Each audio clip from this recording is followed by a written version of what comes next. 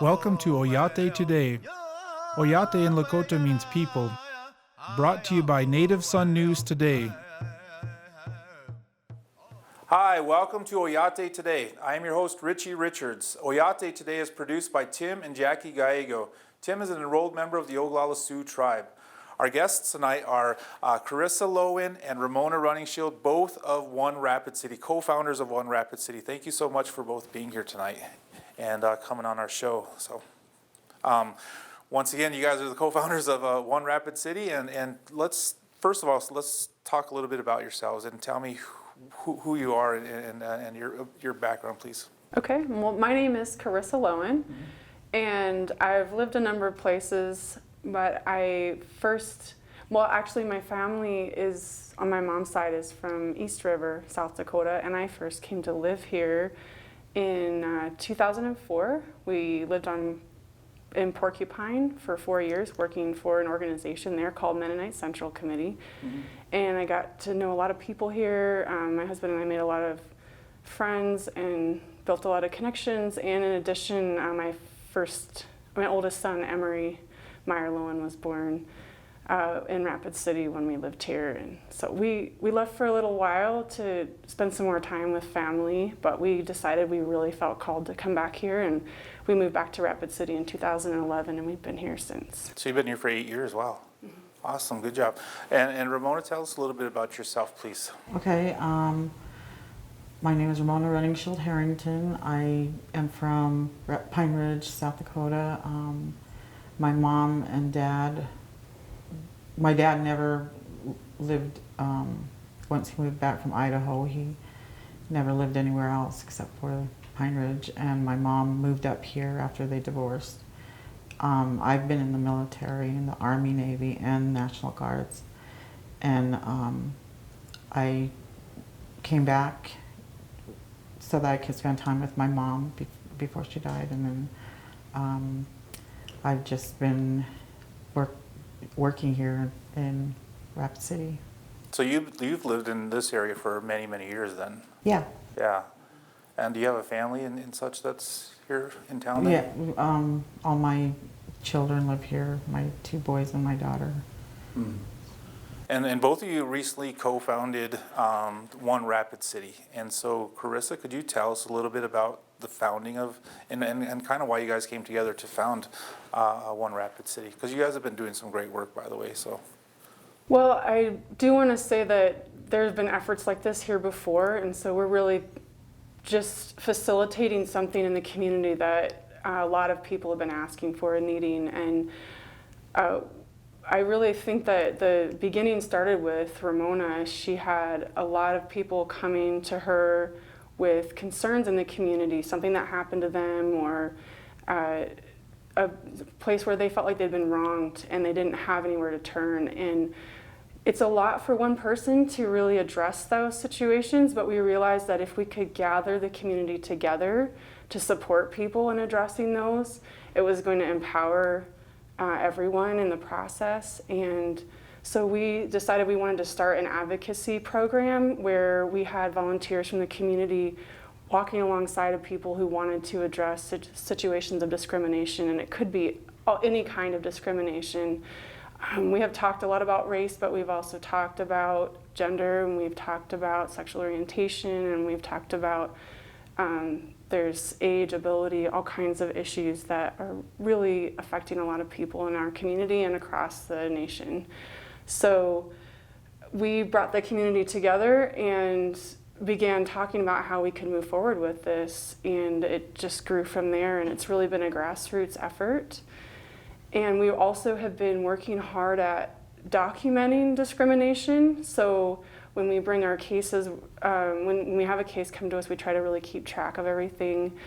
And we have a database, so anybody in the community, even if they don't want to follow up on something, but they just want to note that something happened and they want someone to be aware of it, they can go on our website. It's onerapidcity.com, and they can enter in a little bit of information or a lot. There's space for them to do as much as they like, and they can remain anonymous or they can give their contact so we can follow up with them either way. But then that way we can start to see patterns in the community, and this provides information that's necessary for everyone. You know, when people feel left out, it hurts our businesses and it hurts our schools and it hurts our communities. And when we can address these in a really constructive way, it's healing for everyone, including those who might have harmed someone. They may not even realize what they did, or they might learn something really important from that experience. And you make a good point there, because you talk about, you kind of mentioned that people just sometimes want somebody to listen to them. They want to be heard. There's either they're not getting justice, there's something, they've been wronged in some way, nobody's listening to them, the police are not doing anything about it, their community leaders are not stepping up.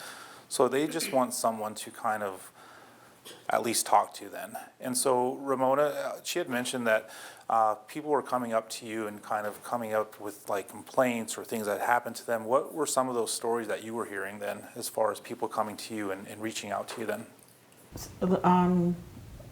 There was housing complaints about how they were being treated, how they were, just wanted somebody to stand up for them because they didn't feel like nobody would listen to them. And some of them were really valid complaints. I mean, well, they were all valid complaints, but I mean, some of them are stuff that has been ongoing. And when we addressed that kind of stuff, the people that were the perpetrators, I guess, Sure. You know, I think that they've come to realize that there's change that they've got to make for because people aren't just going to sit back and take it. And a lot was we've done a lot with the homeless and police department stuff, school. You've done a lot with the homeless, and so having that responsibility of, you know, being, I wouldn't say a complaint department, but having that responsibility of having the community members come to you with these things that happen to them, that's a lot to shoulder. And how does that affect you in your life then? I know you have your own life, but then you're also dealing with a community's life as well by taking on that role. And so how has that affected you? It's a big burden. Yeah, of course. But you know, there's sometimes you have to be able to say no to people because I have my own life, my work and my family. So that's hard to because it's hard to say no to people. But it also gives my family, my children, a chance to see that they can step in and do stuff to help people too. So.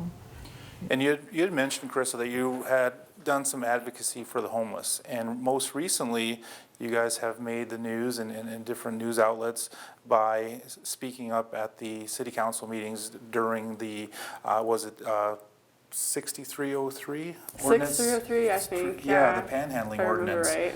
And so what did that mean for you? What is 6303, first of all? What is that, and how did that affect our panhandling and homeless population? Well, my understanding is that it's an ordinance that was put together by the police department, well, by the city attorney, I think in collaboration with the police department, as far as I'm aware. But there previously was an ordinance on the books that they were now not enforcing because it's clear that it's unconstitutional, and that was an aggressive solicitation ordinance.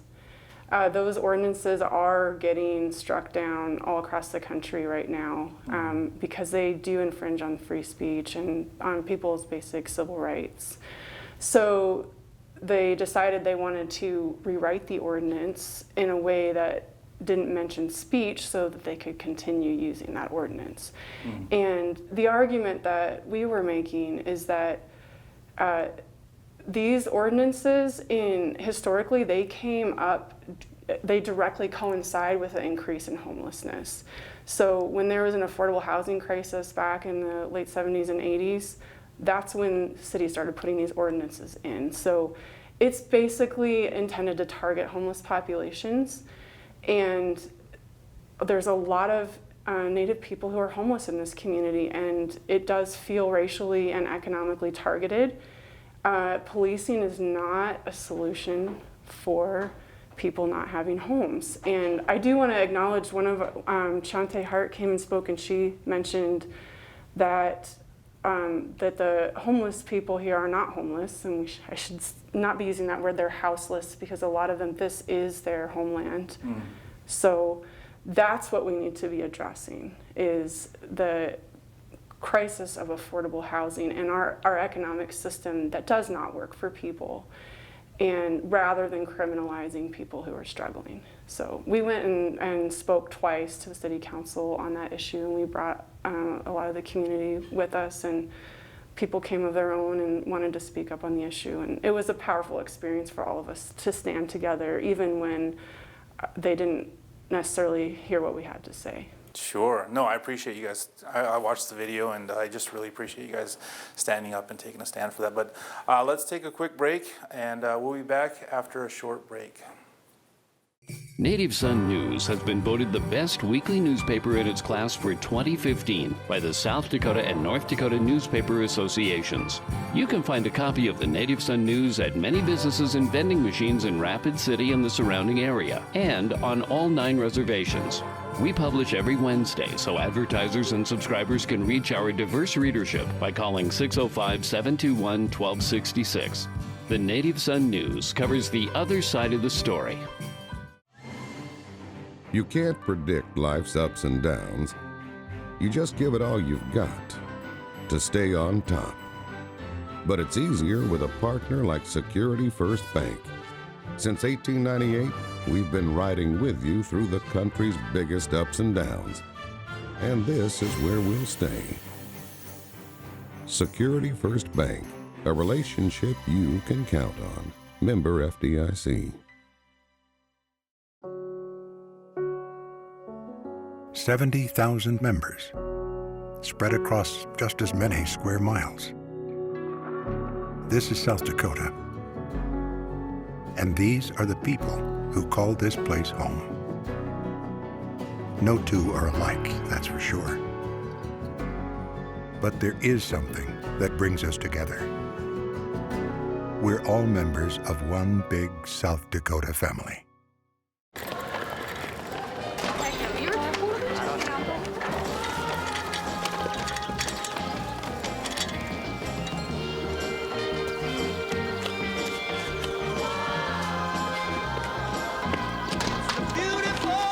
Thank you.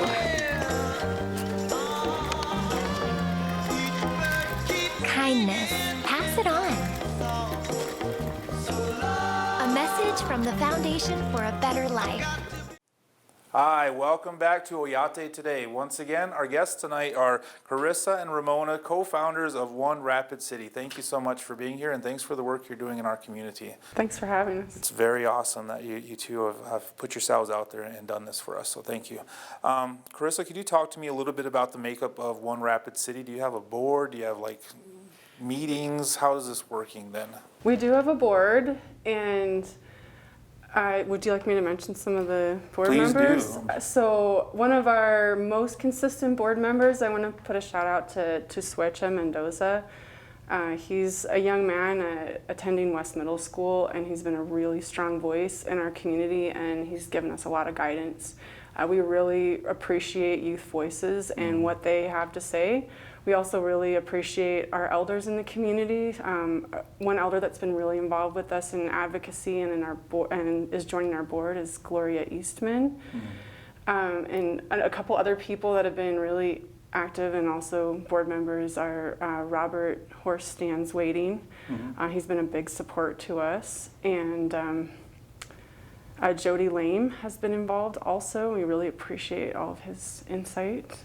And a volunteer that we've really drawn a lot of wisdom from and support is Heather Wood. So I'm sure I've missed some other names. There's so many people who've been really involved, and each one of them we every person that comes is valuable. Every time someone comes to a meeting, it brings new insight, new energy, and some people are, at a lot of our meetings, some people come once in a while, and every little bit counts and helps. Sure. And Ramona, you guys have, meetings at least once or twice a month. And what are some of these meetings that have gone on? What are you guys discussing in these circles? Well, we've done advocacy training because we do have the advocacy part to it. So we have had to teach ourselves. So advocacy training.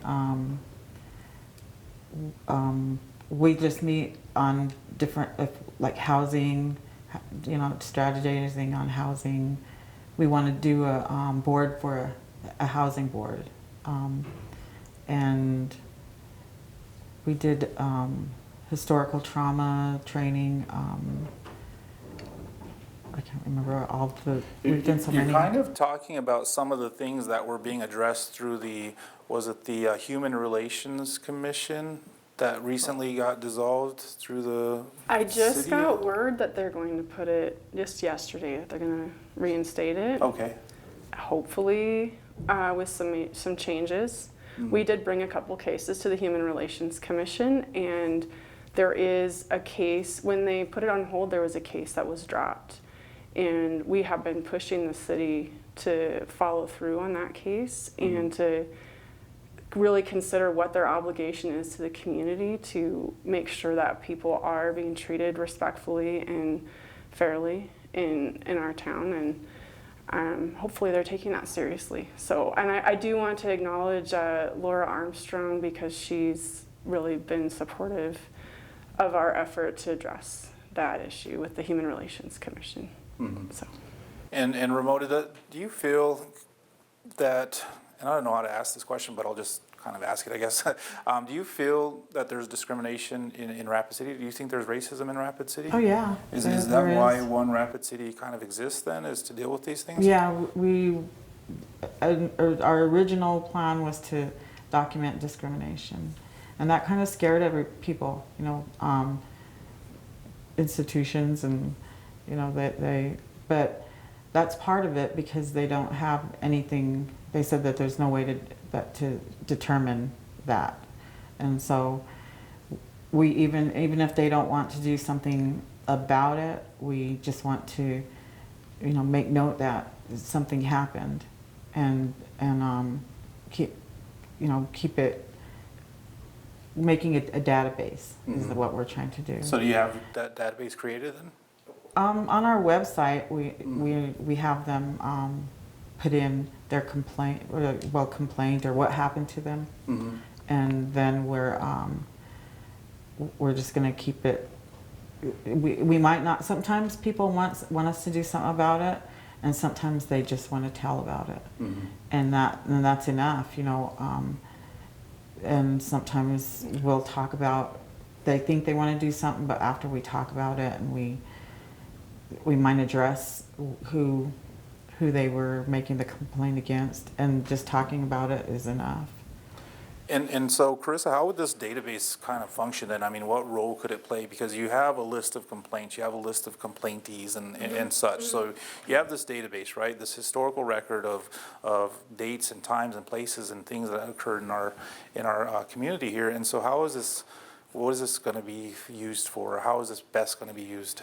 So it's helpful. It's already helped us in identifying some patterns. So when we get multiple complaints about the same individual or the same business, or just a situation where a couple people have a similar experience, it might not even be with the same person, but it gives us the ability then to go and talk to, whether it's an administrator or a business or an individual, and just speak about a pattern that we've seen without having to necessarily drag individual people in.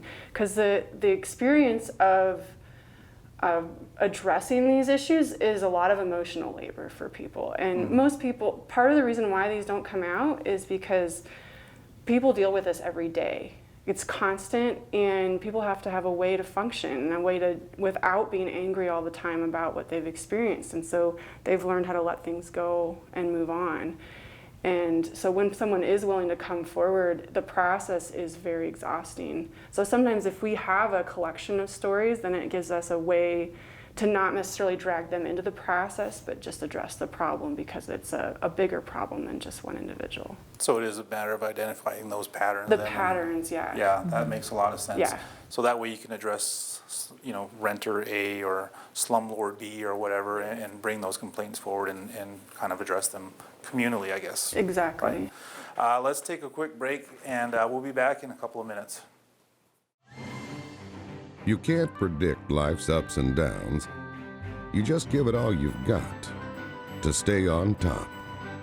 But it's easier with a partner like Security First Bank.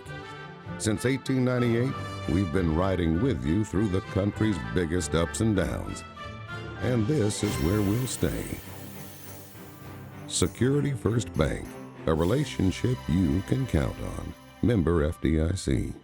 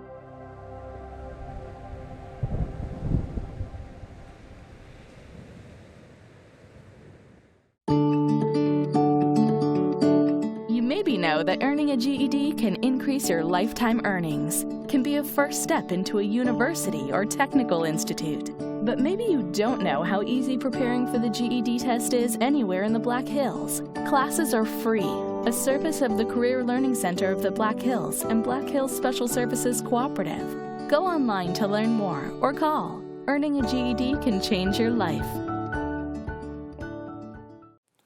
Hi, welcome back to Oyate Today. Once again, our guests tonight are the co-founders of One Rapid City here in Rapid City, actually, Karissa and Ramona. Thank you so much for being here. This has been an excellent discussion, and I'm proud of both of your work. So thanks so much for getting out there and doing some of this. Karissa, can you talk to me a little bit about restorative justice, and what does that mean for One Rapid City and what you're working on? Well, restorative justice is a really big concept, but part of it is we're addressing conflict in the community, and a lot of these racial divisions and divisions around other issues as well they're conflicts, and they've been around for a long time. So we want to look at not how do we punish somebody, which is kind of our justice system right now is punitive, but how do we restore relationship? And in some cases it feels like we're kind of creating something new, because the relationship here has always been broken between certain communities from the very beginning. Mm-hmm. So we always want to, when we talk about restorative justice, we want to look at the broader context of both history and current to understand how that impacts conflicts between individuals and groups in this community. So, and I do want to acknowledge that restorative justice is maybe a new term, but it's for the information of how, and that perspective really draws on Indigenous communities. So that's really the source of that perspective. Definitely. And Ramona, talk to me a little bit about how historical trauma affects the relations here in Rapid City. Then I know that term has been used quite a bit to explain a lot of things, but it also explains race relations and relations here in Rapid City. So talk to me a little bit about what role historical trauma plays in the work you're doing. Okay. Well, it's been I don't think addressed. Recently, it's starting to be addressed, but it is I don't think anybody really thought that what happened way back would have anything to do with today, but it does, and it needs to be. There needs to be healing, and it needs to be talked about. And I don't think that the Rapid City community in general really thinks about that stuff that happened a long time ago has anything to do with today, but it does, and I think that's a lot of the people who are affected by it are they're struggling. You know, it has to do with coming from the reservation and not having an education, not having work experience or life experience even. And so, and then coming into a white community and not being understood, you know, and so I think that's where a lot of this homelessness and unemployment or unemployability comes from. So that historical trauma then has a lot to do with the mental health and the behavioral health and the addiction issues and homelessness and unemployability, like you had mentioned, and those things are happening in our community. And then they're being addressed kind of as a community, as in Rapid City, with, say, the city council or the city of Rapid City, police department, sheriff's office. All of those are having to deal with these issues without really completely understanding them or wanting to address them until very recently, is what you're saying. Yeah, that ordinance issue proves it. I mean, that's proof of that. So how can people get involved with One Rapid City? How can we volunteer? How can we come to your meetings? Where we, how do we find you guys? We'd love to have more people involved. So we have regular meetings of our advocacy team, and we welcome new volunteers. And if you want to know more about what we do and how you could help, you can find us online. We have a website, onerapidcity.com. We're also on Facebook. Just look for One Rapid City, and it's spelled out, O-N-E. And you can email us at info@onerapidcity.com as well. So we'd love to hear from the community. We're always, no matter what your experience is, we'd love to have people involved.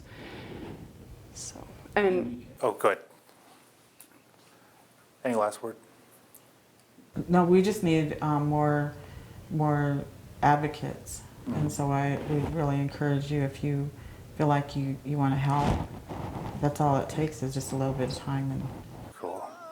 I look forward to coming to one of your meetings. I haven't been there yet, but I know you guys are doing awesome work. I see you guys all over Facebook, and I hear about your meetings from the community, and I'm just proud of both of you.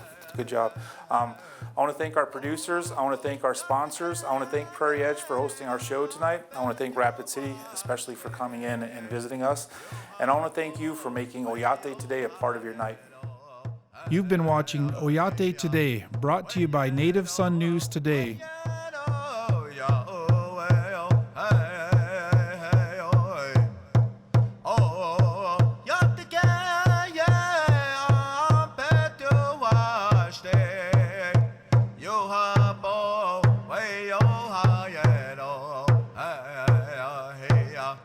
Wait,